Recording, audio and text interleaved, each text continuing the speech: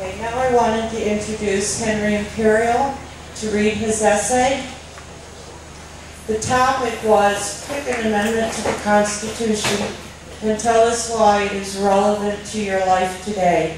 I'd also like to introduce Henry's parents, Brooks and Melody, and his grandparents are also here, Mr. and Mrs. Hall. So we have 3 generations of Imperials with us today. Henry, it's yours.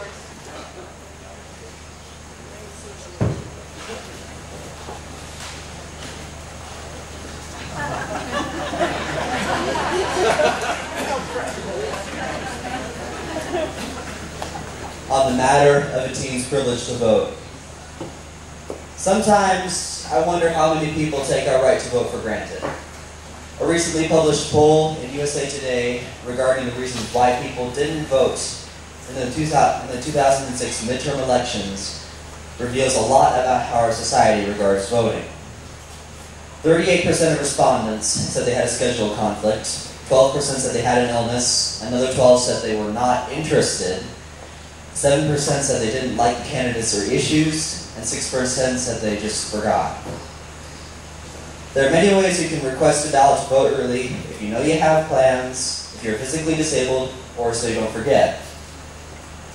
It is clear that many citizens don't understand what a privilege we have in the 26th Amendment to the U.S. Constitution.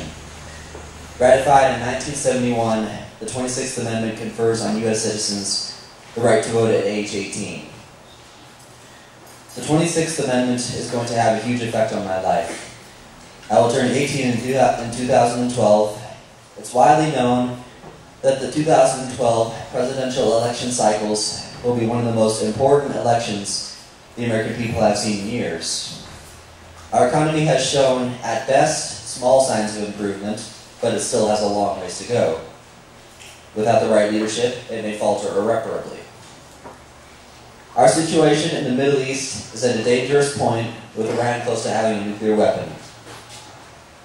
Our national debt currently stands at roughly $54 trillion. This is a total of the federal government, business, state and local government, financial institutions, and individual debt. It's hard for me to understand at 16 how we can recover from such a heavy debt load. But it is clear that it will fall to my generation to bring the country back from this. I think that Ronald Reagan said it best in his time: freedom is never more than one generation away from extinction. Presidential elections are vital, but our state and local voting is just as essential.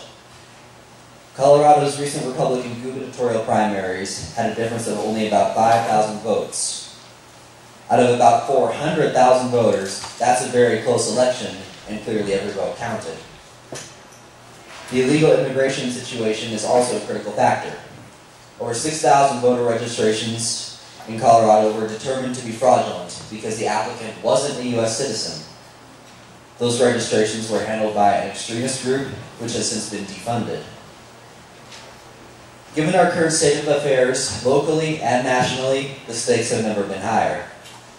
Critical issues are all around us, and our generation stands ready to improve the state of America. When I spoke with my friends about this essay, those that will be able to vote for the first time in the next election cycle fully intend to, without exception. There are times in history when every good soul has to step forward and do his or her duty. I will proudly uphold and honor my constitutionally good privilege. Thank you.